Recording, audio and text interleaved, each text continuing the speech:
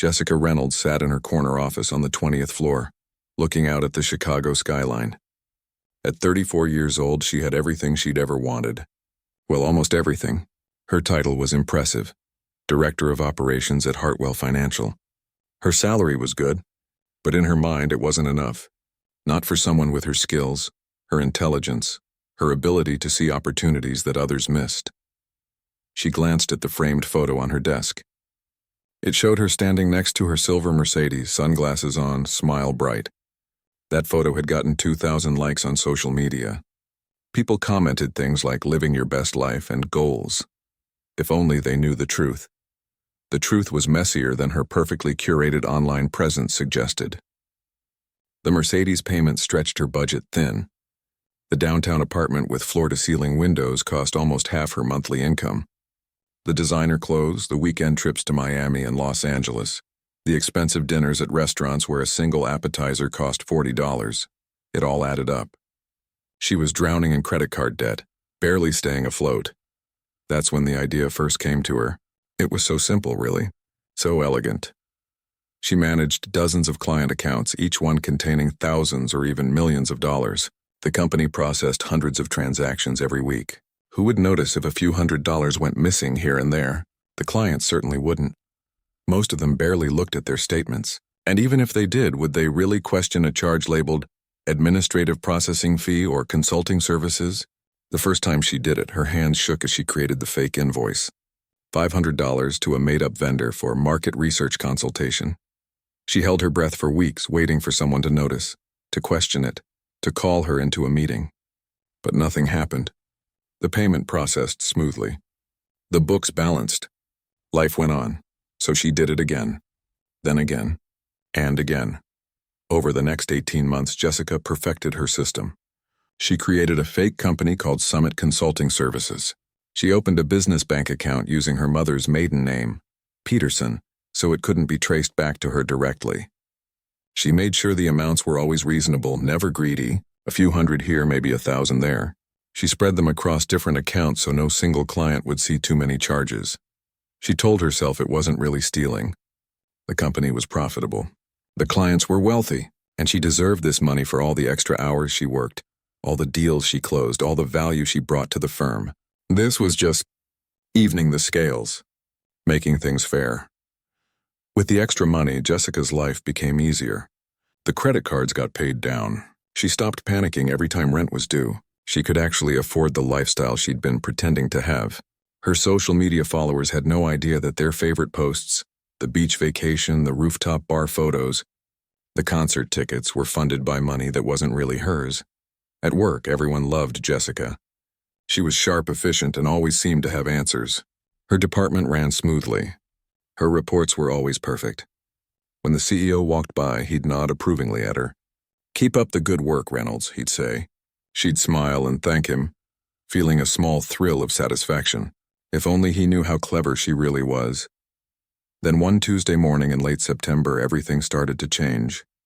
Though Jessica didn't know it yet, a new employee started in the accounting department.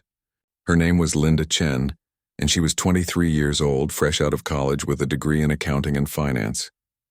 She had that eager, bright-eyed look that all new graduates have, excited about her first real job, determined to prove herself, ready to learn everything. Jessica barely paid attention to her. The company hired new people all the time. Most of them lasted a year or two before moving on to other opportunities. Jessica had been through dozens of junior employees during her time at Hartwell. They all blurred together after a while. Linda was assigned a cubicle near Jessica's office. She was quiet, polite, always early to work. She asked thoughtful questions during meetings. She took detailed notes. She seemed like a nice enough kid, Jessica thought. Nothing special. Nothing to worry about. What Jessica didn't know was that Linda was exceptional at her job. Not in a flashy way, but in a meticulous, detail-oriented way. She noticed patterns. She remembered things. When numbers didn't quite add up, even by a little bit, it bothered her until she figured out why. In those first few weeks, Linda spent her time learning the company's systems, understanding how money flowed through the organization, studying the accounting software. She wanted to be perfect at her job. She wanted to impress her supervisors, maybe even get promoted quickly if she worked hard enough. Jessica continued her routine, completely unaware that anything was different. She processed another payment to Summit Consulting. Just $800 this time, nothing flashy.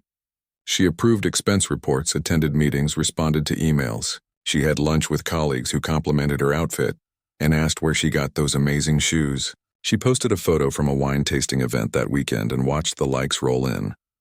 Everything seemed perfect. Everything seemed safe. But across the office, Linda was beginning to learn the details of the accounts Jessica managed. She was starting to see the patterns of transactions, the regular payments, the vendor names. She hadn't noticed anything wrong yet. But she was looking. She was always looking. Jessica thought she'd covered every angle. She thought her system was foolproof. She'd been doing this for 18 months without a single problem. She'd gotten comfortable, maybe even a little careless. She'd started to believe that she was too smart to get caught, that she'd found a perfect crime, that she could keep this going forever. She had no idea that karma was already at work. It was quiet, patient, moving in ways she couldn't see yet, and it was about to walk right through her office door in the form of a junior accountant who paid attention to details that everyone else overlooked. But that part of the story was still a few weeks away. For now, Jessica sat in her office, sipped her expensive latte, and felt completely in control of her life. She thought she'd gotten away with it. She had no idea how wrong she was. 3 weeks into her job, Linda was asked to help with the quarterly audit review. It was routine work, the kind of task they gave to new employees to help them learn the system.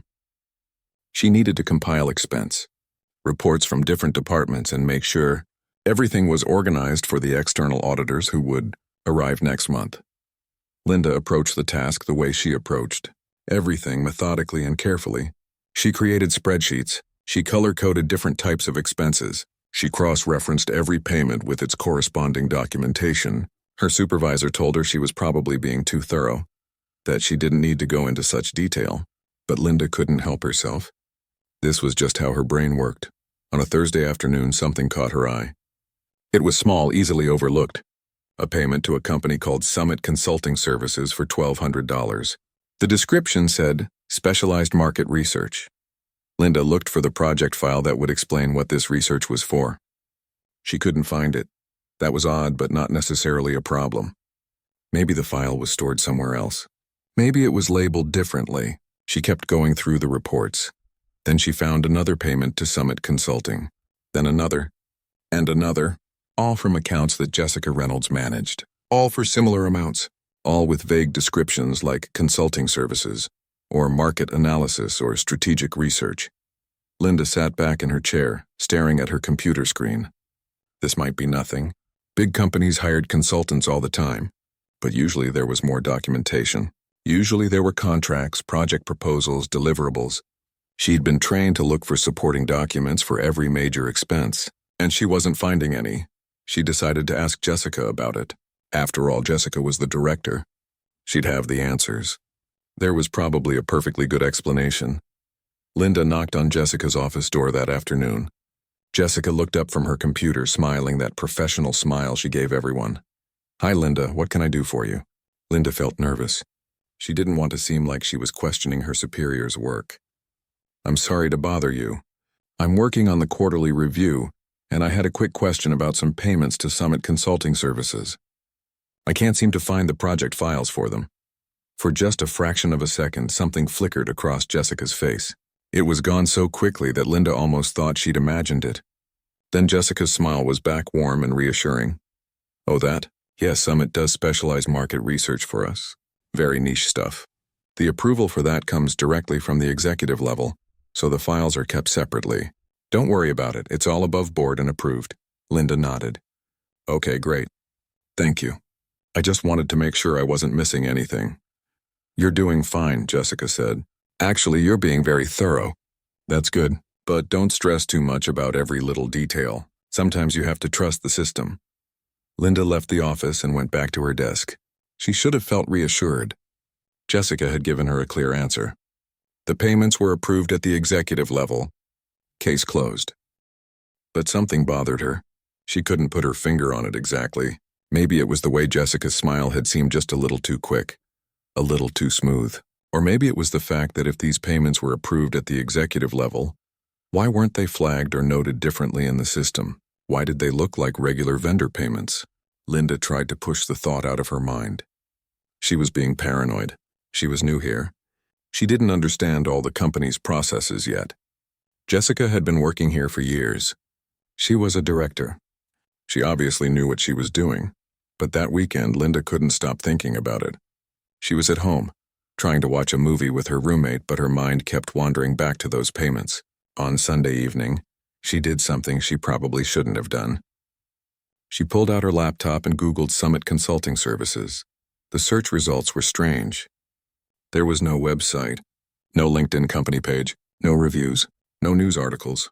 Nothing that would suggest this was a legitimate consulting firm doing business with major financial companies. She found a business registration with an address, but when she looked up the address on Google Maps, her stomach dropped. It was a UPS store, just a mailbox. Linda closed her laptop and sat in silence. Her roommate asked if she was okay. Linda said she was fine, just tired. But she wasn't fine.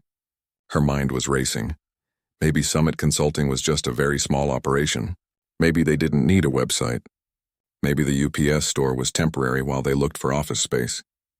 There could be reasonable explanations, but deep down, Linda knew something was wrong. She could feel it. On Monday morning, she did something that scared her. She requested access to the archived financial records from the past 2 years. She told her supervisor she wanted to understand the company's historical spending patterns to do her job better. It wasn't a lie exactly, but it wasn't the whole truth either. Her supervisor approved the request without much thought. Why wouldn't he? Linda was a junior accountant. This was the kind of thing junior accountants did to learn and improve. Linda spent the next several days going through old records whenever she had free time. She worked through lunch. She stayed late. And what she found made her heart race. The payments to Summit Consulting had started exactly 2 months after Jessica got promoted to Director of Operations. Before that, nothing. Not a single payment. Then suddenly they appeared. Small at first, just a few $100s here and there. Then they got bigger and more frequent. Linda created a timeline. She calculated the total. Over the past 18 months, approximately $287,000 had been paid to Summit Consulting Services. And every single payment had been processed through accounts that Jessica personally managed. Linda felt sick. She wanted to be wrong. She desperately wanted there to be an innocent explanation. But she'd been trained to follow the numbers, and the numbers were telling a very clear story. She thought about going to Jessica again, asking more questions. But what would she say? And what if Jessica got defensive? What if Linda lost her job for making accusations against a director? Linda thought about just forgetting what she'd found, deleting her spreadsheets, going back to her regular work. She was nobody. Jessica was powerful, well-connected, respected. If Linda made waves, who would suffer? Probably Linda. Her roommate told her to stay out of it. "It's not your problem," she said. "You need this job. Don't be the person who rocks the boat." For 2 weeks, Linda barely slept. She'd lie awake at night, her mind spinning. She thought about the clients, regular people who trusted Hartwell Financial with their money, people saving for retirement, people trying to build a better future for their families, and someone was stealing from them. She thought about her own values, about why she'd chosen accounting in the first place. She liked numbers because they were honest. They told the truth. They didn't lie or manipulate. And right now, the numbers were screaming that something was very wrong. Linda knew she had to make a choice. She could protect herself or she could do the right thing. Both options terrified her, but only one would let her sleep at night. She spent another week gathering every piece of evidence she could find. Transaction records, dates, amounts, patterns. She documented everything in a detailed file. Then she did the scariest thing she'd ever done in her professional life. She requested a confidential meeting with the company's compliance officer. The compliance officer's name was Robert Hendricks. He was in his mid-50s with gray hair and a serious face that made him look like someone who'd seen everything. Linda had never spoken to him before. She'd only seen him in the hallway a few times, always walking with purpose, always carrying a folder or talking on his phone. When Linda sent the email requesting a confidential meeting, her finger hovered over the send button for a full minute. Once she pressed it, there was no going back. Her heart pounded as she finally clicked send. Robert replied within an hour. His message was brief and professional. He could meet her tomorrow at 4 in the afternoon. He asked her to come to his office on the 15th floor. That night, Linda couldn't eat dinner. Her roommate asked what was wrong, and Linda finally told her everything. About the payments, about Summit Consulting, about Jessica, about the meeting tomorrow. Her roommate's face went pale. Linda, are you sure about this? What if you're wrong? What if there's an explanation you haven't thought of? I've thought of every explanation, Linda said quietly. I've spent weeks hoping I was wrong. But the numbers don't lie. Someone registered that company using a fake name. Someone is taking money that doesn't belong to them, and I can't just pretend I didn't see it. But what about your job? Your career? Jessica has been there for years. She has connections. She's friends with half the executive team. You've been there for 2 months. Linda knew her roommate was right to worry. This could destroy her career before it even started. She could be labeled as a troublemaker, someone who didn't understand how things worked. Even if she was right, people might resent her for it. Companies didn't always reward whistleblowers. Sometimes they just made them disappear. But she also knew she couldn't live with herself if she stayed silent. The next day at work felt endless. Linda tried to focus on her regular tasks, but her mind kept drifting to the meeting. She watched Jessica walk past her desk twice, smiling and chatting with colleagues, completely unaware that anything was wrong. Linda felt a strange mix of emotions. Part of her was angry at Jessica for putting her in this position, but another part of her felt almost sorry for her. Jessica had no idea what was coming. At 3:50, Linda gathered her files and took the elevator to the 15th floor. Her hands were shaking. She'd printed everything out, all the evidence, all the documentation, every detail she'd discovered. The folder was thick and heavy in her arms. Robert's office was neat and organized. Law books lined one wall. His desk was clean except for a computer and a single notepad. He stood up when Linda entered and shook her hand. His grip was firm but not intimidating. "Please sit down," he said. His voice was calm and neutral. "Your email mentioned you had concerns about some financial irregularities. Tell me what you found."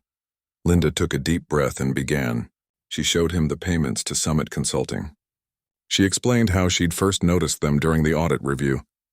She showed him the timeline, how the payments started right after Jessica's promotion. She showed him the business registration with the UPS store address. She showed him that the company had no website, no public presence, no evidence of being a real consulting firm.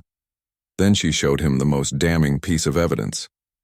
She'd done more digging over the weekend and found that Summit Consulting Services had a bank account registered to an LLC, and that LLC was created under the name Peterson Holdings.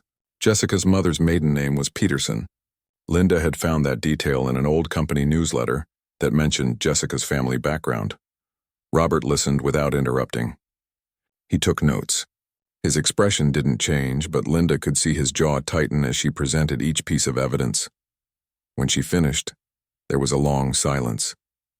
Linda felt like she might throw up. Finally, Robert spoke. "This is very serious," he said. "You understand that, right? These are significant allegations against a senior employee." "I know," Linda said. Her voice came out smaller than she intended. "I didn't want to believe it either. I kept hoping I was wrong, but I can't find any other explanation that makes sense. Have you told anyone else about this?" "Only my roommate." "Nobody at the company?" Robert nodded slowly. "That was smart. Linda, I want you to understand something. What you've done here took courage. A lot of people would have looked the other way. But I need to ask you, are you prepared for what comes next? If we investigate this and your findings are correct, there will be consequences. Not just for Jessica, but potentially for you too. People might not react the way you hope they will." "I know," Linda said again, "but I can't just ignore this. These are real people's accounts. Real money. If someone is stealing from the clients, they need to be stopped." Robert studied her for a moment, then nodded. "Okay, here's what's going to happen. I'm going to bring in an external forensic accounting team. They'll do a thorough investigation. This stays completely confidential. You don't talk to anyone about this, not your supervisor, not your colleagues, and especially not Jessica. Do you understand?" "Yes. And Linda, you did the right thing. I know it doesn't feel that way right now, but you did. Over the next week, Linda went to work every day feeling like she was carrying a secret that might explode at any moment. She saw Jessica in meetings. She heard her laugh with other directors in the break room. She watched her approve expense reports and send emails and act like everything was completely normal. The forensic accountants worked quietly. They were brought in as part of a routine compliance review. Nobody questioned it. These things happened occasionally at financial firms. It was just part of the business. Linda didn't know what they were finding. Robert had told her to stay out of it now, to let the professionals do their work. So she went back to her regular job, processed invoices, double-checked numbers, and tried not to think about what was happening behind the scenes. But she noticed small changes. Robert started having more closed-door meetings with the CEO. The head of HR was pulled into several conferences. There were hushed conversations that stopped when people walked by. Jessica noticed nothing. Or if she did, she didn't show it. She came to work every day in her expensive clothes, driving her Mercedes, posting photos on social media from fancy restaurants. She still smiled at Linda in the hallway. She still said good morning. She still had absolutely no idea that her perfect world was about to collapse. 2 weeks after Linda's meeting with Robert, the investigation was complete. The forensic team had found everything Linda had found and more. Much more. They'd traced the money. They'd found the fake invoices. They'd discovered that Jessica had also been manipulating performance reports to make her department look more profitable than it actually was.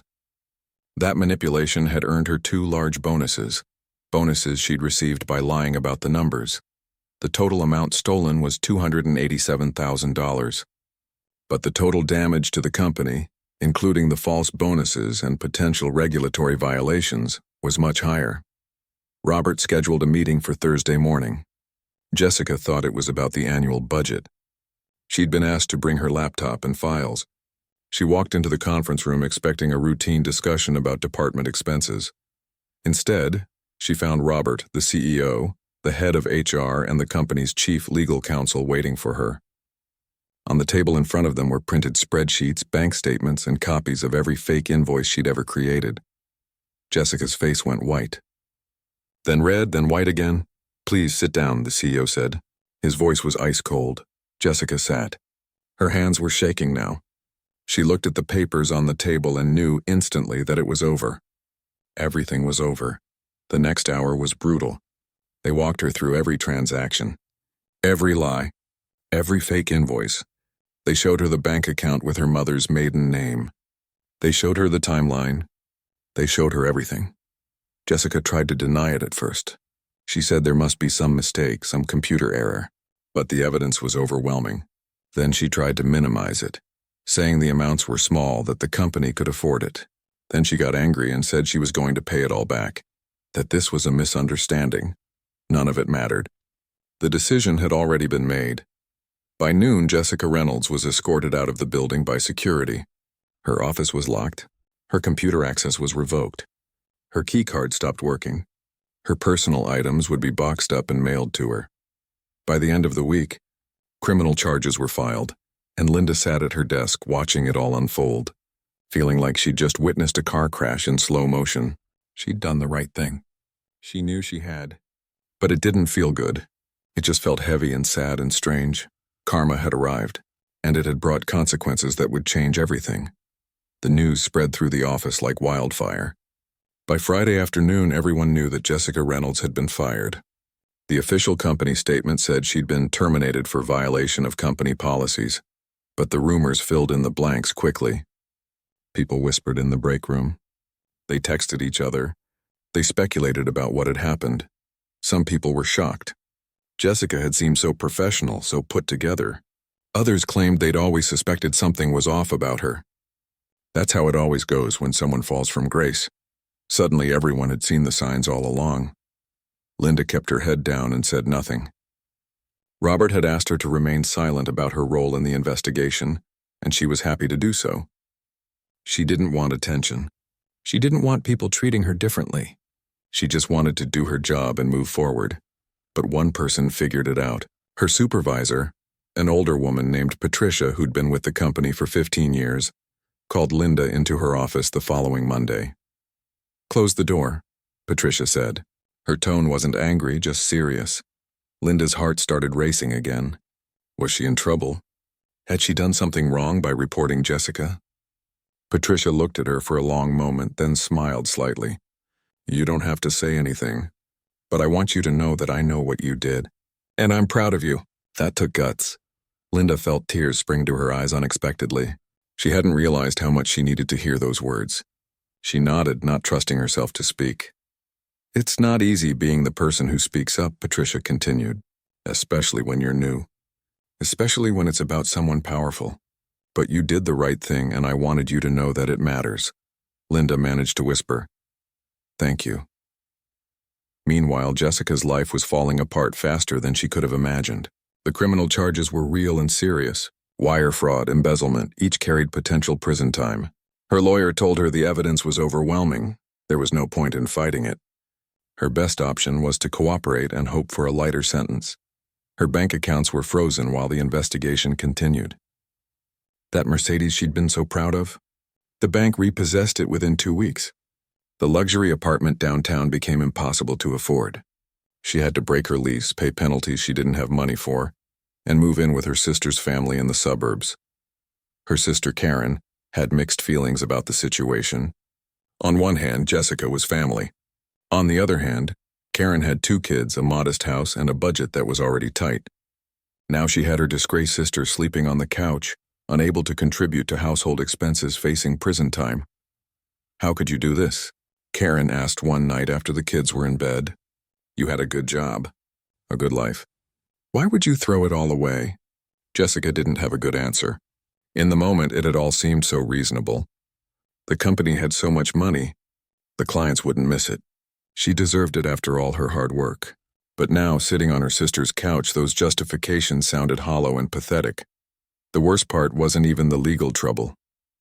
It was the social death. Jessica's phone, which used to buzz constantly with messages and notifications, went silent. Friends stopped responding to her texts. People she'd had lunch with every week suddenly became unavailable. Her social media, once full of admiring comments and likes, turned into a ghost town. She eventually deleted her accounts because seeing the emptiness was too painful. One former colleague, someone Jessica had considered a close friend, ran into her at the grocery store. Jessica tried to say hello, but the woman pretended not to see her and quickly walked in the other direction. That hurt worse than any lawyer's letter or court document. The professional consequences were just as brutal. Jessica's LinkedIn profile, which had once showcased her impressive career and connections, became a liability. Companies that might have hired her for her experience wouldn't touch her now. She was radioactive in the financial industry. One Google search of her name brought up news articles about the embezzlement charges. Her mother called every few days, crying, asking how this had happened. Her father stopped speaking to her entirely. He'd always been so proud of her career, bragging to his friends about his daughter, the director at a financial firm. Now he couldn't even look at her. The legal process moved slowly. There were hearings, meetings with prosecutors, endless paperwork. Jessica's lawyer negotiated a plea deal. If she pleaded guilty, cooperated fully, and agreed to pay complete restitution, the prosecution would recommend a reduced sentence. 4 years in prison instead of potentially 10 or more. 4 years. Jessica sat in the lawyer's office, staring at the papers in front of her, trying to comprehend what that meant. 4 years of her life gone. 4 years away from everything and everyone. 4 years to think about how she'd destroyed her own future for money she didn't even get to keep. She signed the papers. Back at Hartwell Financial, the company was dealing with its own aftermath. They had to notify the affected clients about what had happened. That was a nightmare of legal and PR complications. Some clients were understanding. Others threatened lawsuits.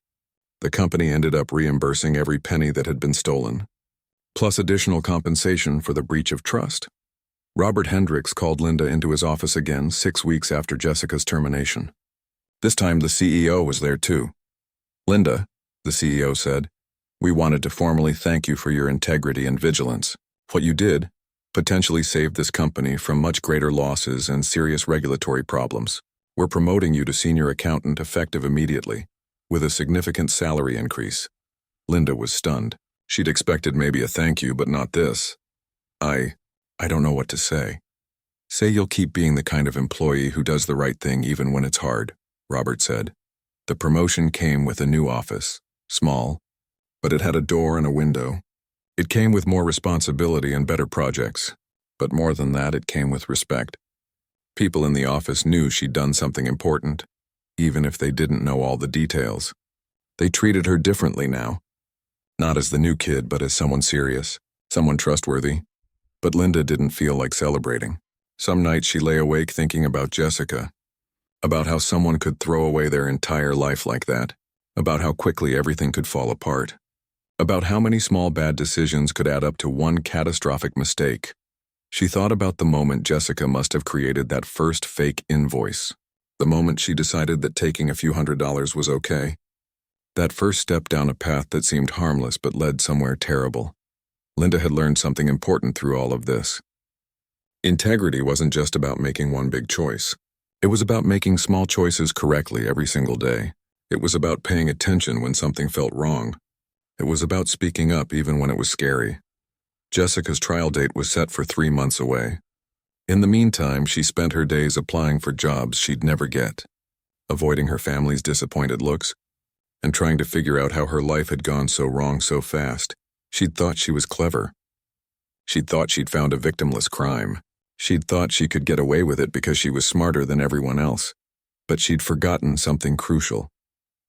There's always someone watching, someone who cares about the details, someone who won't look the other way. And once the truth starts coming out, it doesn't stop until everything is exposed. Jessica had learned the hardest way possible that karma doesn't forget. It just waits for the right moment. And when it arrives, it brings everything crashing down at once. The courtroom was smaller than Jessica had expected. She'd seen plenty of courtrooms on TV, big dramatic spaces with high ceilings and lots of people. This one felt cramped and ordinary. Fluorescent lights, worn carpet, a judge who looked tired before the proceedings even began. Jessica sat at the defense table wearing a borrowed navy suit from her sister. Her own designer clothes had been sold months ago to help pay her mounting legal bills. Her hair was pulled back in a simple ponytail. No makeup, no jewelry. Her lawyer had told her to look humble and remorseful. That wasn't hard. She felt both of those things deep in her bones. The prosecution laid out the case methodically. $287,000 stolen over 18 months. Fake invoices. A shell company. Manipulation of performance reports that had earned her fraudulent bonuses. The evidence was presented in charts and spreadsheets that made her crimes look even more calculated and deliberate than they'd felt at the time. Jessica's lawyer spoke about her cooperation, her remorse, her willingness to pay full restitution. He talked about how she had no prior criminal record, how she'd been under financial pressure, how she'd made terrible choices but wasn't a danger to society. Then it was time for Jessica to speak. She stood up, her legs shaking, and faced the judge. "Your Honor, I know that nothing I say can undo what I did. I stole money from people who trusted my company. I betrayed my employer. I threw away my career and my reputation for money that I convinced myself I deserved. I was wrong. I was selfish, and I'm deeply sorry." Her voice cracked on the last words. The tears that came were real. She thought about her parents, sitting in the back of the courtroom. Her mother crying quietly, her father staring straight ahead with no expression at all. The judge listened, made some notes, and then delivered the sentence. 4 years in federal prison. Full restitution of $287,000 plus damages. 3 years of supervised release after prison, and a permanent record that would follow her for the rest of her life. Jessica was taken into custody that day. No more delays. No more time at her sister's house. She was processed, given prison clothes, and transported to a federal correctional facility 3 hours away. Prison was nothing like her old life. She shared a small cell with another woman. She worked in the prison kitchen for pennies an hour. She attended mandatory classes and therapy sessions. She had hours and hours every day to think about the choices that had brought her here. The irony wasn't lost on her. She'd stolen money to live a luxury lifestyle, and now she lived in a 6x8 cell with a toilet that barely worked. She'd cared so much about social media likes and appearing successful, and now she had no phone, no internet, no way to curate her image. She'd thought she was too smart to get caught. And now she was taking a basic bookkeeping class taught by a volunteer instructor who came in twice a week. That bookkeeping class was perhaps the cruelest irony of all. Jessica had manipulated financial records for 18 months, creating elaborate schemes to hide her theft. Now she sat in a classroom with 20 other inmates, learning the fundamentals of honest accounting. The instructor talked about ethics and integrity, about how numbers should tell the truth, about how accounting was built on trust. Jessica listened and felt ashamed all over again. Meanwhile, Linda's life had moved in the opposite direction. 2 years after the incident, she'd been promoted again, this time to assistant controller. She'd earned every step of that climb through hard work and the reputation she'd built as someone who paid attention and did things right. She'd moved into a better apartment. She'd started dating someone she met through friends. She'd built real relationships at work based on trust and competence rather than trying to impress people with expensive things she couldn't afford. But she still thought about Jessica sometimes. Late at night, when she couldn't sleep, she wondered what life would have been like if she'd stayed quiet. If she'd just looked the other way and let someone else discover the theft eventually, her life would probably be fine either way. But would she be able to look at herself in the mirror? Robert Hendricks retired and told Linda during his goodbye lunch that she'd taught him something important. "I've been doing compliance work for 30 years, he said, and I've seen a lot of people look the other way because it's easier. You were 23 years old, 2 months into your first real job, and you had the courage to do what was right even though it might have cost you everything. That's rare." Linda didn't feel particularly courageous. She'd just done what seemed necessary at the time. But maybe that's what courage was, doing the necessary thing even when you're terrified. The company had recovered from the scandal. New procedures were put in place. More oversight, better checks and balances. The kind of scheme Jessica had pulled off would be much harder now. But Linda knew that where there was money, there would always be temptation. There would always be someone who thought they were smart enough to beat the system. 3.5 years into her sentence, Jessica was granted early release for good behavior. She walked out of prison at 38 years old, wearing donated clothes, carrying a small bag with her few possessions. Her sister picked her up. They drove back to the suburbs in silence. Jessica was a convicted felon now. That word would be attached to her forever. Job applications asked about criminal history. Background checks revealed everything. The financial industry would never hire her again. Most companies wouldn't hire her at all. She eventually found work at a small nonprofit doing data entry for minimum wage. Her boss knew about her past and had decided to give her a chance anyway. Jessica was grateful in a way she'd never been before.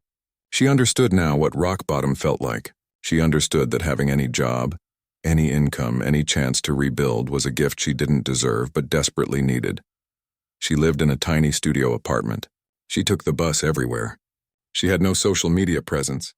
She saw her family occasionally, though those visits were still awkward and painful.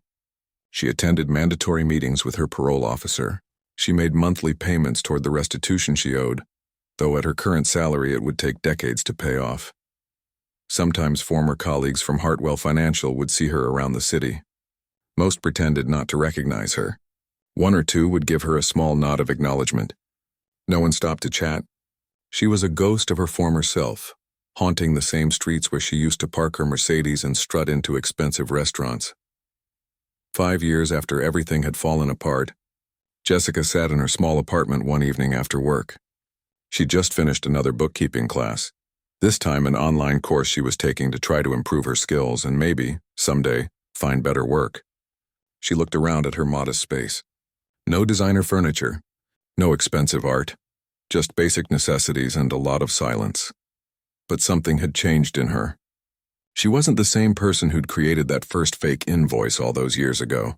Prison had stripped away the pretenses, the ego, the delusion that she was special enough to break the rules without consequences. She'd learned that karma isn't just about punishment. It's about truth. Eventually, the truth comes out. It always does. You can hide it for a while, cover it up, convince yourself that you're getting away with something. But the truth is patient, it waits, and when it finally reveals itself, it brings everything else with it. All the lies, all the rationalizations, all the justifications you told yourself in the dark. Jessica had thought she could get away with it. She'd thought she was smarter than the system, More clever than her colleagues, too careful to ever be caught. She'd been wrong about all of it. And somewhere across the city, Linda Chen was working late in her office at Hartwell Financial, reviewing reports and checking numbers with the same careful attention to detail she'd always had. She was building a career on integrity, one honest day at a time, two women. Two choices, two completely different paths. Karma hadn't chosen between them. They'd chosen for themselves. And both of them would live with those choices for the rest of their lives.